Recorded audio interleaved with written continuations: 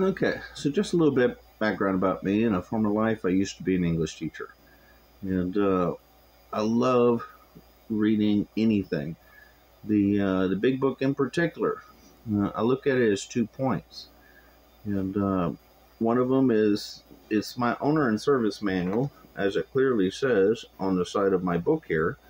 But also, I look at it as a book. It is a piece of literature, and a lot of people say just read the black print.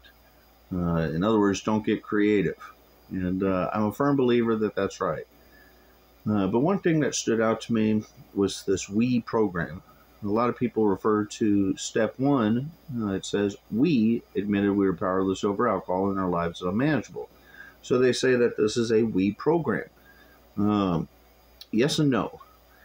If you read in the forward to the first edition on page XII, it says, we of Alcoholics Anonymous are more than 100 men and women who have recovered from a seemingly hopeless state of mind and body. To show other alcoholics precisely how we have recovered is the main purpose of this book. We hope these pages will prove so convincing that no further authentication will be necessary. So that's the we, is the first 100, spells it out. So for the rest of the book, that is the we. Now, if you go to page 20, he does do a lot of talking to the reader. And it says, you may have already asked yourself why it is that all of us have become so very ill from drinking. You, the reader, have been asking how us, the first 100, became ill. Doubtless you are curious to discover how and why, in the face of expert opinion to the contrary, we have recovered from a hopeless condition of mind and body. So there it is repeated. Now, back when the book was written, I don't imagine the alcoholic was like, oh, I got to get my hands on this book. I think it was the wives of the alcoholics who heard about this. It's like, there's something here. I want to go and track this thing down. They get the book and they start reading it. They start getting the knowledge and on how to cope with their insane family member. Now, as you read further, it talks about the alcoholic, not the reader. As what about the real alcoholic? He may start off as a moderate drinker. He may or may not. So it's talking about this third person, right? This guy that ain't even, it's not the reader. It's not the first 100. It's somebody else. Now, if you skip over to page 34, this is actually the first time that the reader is drawn out in as the alcoholic. Because really, up until this point, anybody could be reading the book, right? I mean, but if you're like the wife of the 1930s and 40s, and you're reading this for the first time, you've read up to here, and you'll probably skip to wives section. But up here it says, for those who are unable to drink moderately, the question is how to stop altogether. We are assuming, of course, the reader desires to stop. That's very key. The first 100, or the writers of the book, are assuming the reader is the person wanting to stop drinking. Goes down a little bit further. How then shall we help our readers determine to their satisfaction they are one of us, right? Now, there's 4 different types of alcoholics. There's the normie, there's the moderate drinker, the hard drinker, and then at some point they cross over into being a full-blown alcoholic. They cross a line, that's it. They ain't coming back. They are now an alcoholic. And so a lot of questions are posed to help the reader to decide for themselves. Because if you're not an alcoholic, really this book ain't for you. Now, there are some stories in the back on page 280-1, the mystery page, where it says, those one, this is in the 4th edition, so that these people stopped before it was too late. They could see it coming down the pipe, and they wanted to put a stop to it. But I'm not referencing that part of the book. What I'm referencing is the main crux of the biscuit. Now, over on page We Agnostics, it says, enabling you to find a power greater than yourselves, right? That's the purpose of the book. And there's a lot of U's up in this, Y-O-U, that, to the reader, because the reader's the one asking the question.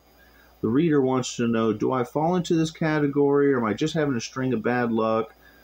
Can I stop? And interestingly enough, the book is not about how to quit drinking. It's how to solve that problem with that disconnect between you and your higher power. So that's why they say it's a design for living, because really anybody could get this. But as you read further into it, it says, on We Agnostics, if we, it asks two major questions. If when honestly you want to, you find you cannot quit entirely, or once you start, when you're drinking, you have little control over the amount you take, you are probably alcoholic. Kind of like those old, you might be a redneck signs, and, and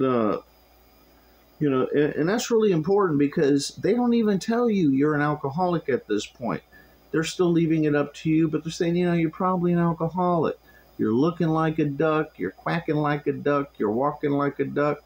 Well, you're a freaking alcoholic. But they're not going to come out and say that. And so they're putting that out there as you got to decide for yourself if you are or not. Because you can't do anything unless you know for sure to your core whether you are. Now, once we get to the steps on page 59 and 60, the word we is mentioned in there a lot. However, if you're looking at how it works, this is part of the opening ceremonies, where it says, if you've decided you want what we have, right, and are willing to go to any lengths, then you may be an alcoholic. So they're putting that out there as, look, this is what the first 100 did. This is the first 100 putting this down on paper. So if you think you're sold on this, and the word sold is used a couple times in the book. They were sold on the concepts of the book.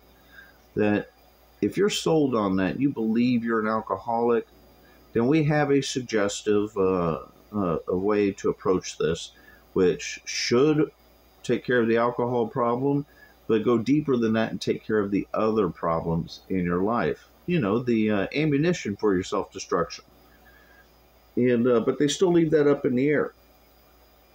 Now, when it starts talking about the steps, we admitted we were powerless over alcohol, and that our lives had become unmanageable. That's the first 100. We came to believe that a power greater than ourselves could restore us to sanity. That's the first 100. We, all the way down. But when you get to page 69, a very interesting thing happens. It says, we reviewed our conduct over the years past. Where had we been selfish, dishonest, and inconsiderate? Whom had we hurt? All these questions and everything are referring to, these are the questions the first 100 asked themselves. But check this out. The very last paragraph, whatever our ideal turns out to be, we must be willing to grow towards it. We must be willing to make amends where we have done harm, provided we do not bring about still more harm in so doing. The verb changed. I am part of the we, at page 69. And this goes even further, because when you read in Working with Others, it tells you, when you come up with a new guy, right, and you want to work with somebody that may be an alcoholic, you give them a copy of your big book. And you send them on their way to go read it. That's what they did. And, so right there is where I become part of the we. Is right there in that one paragraph. Up until that point, every single we is the first 100. I just read the black print. That's all. So stay sober, and I hope you enjoyed this little literary lesson about the big book.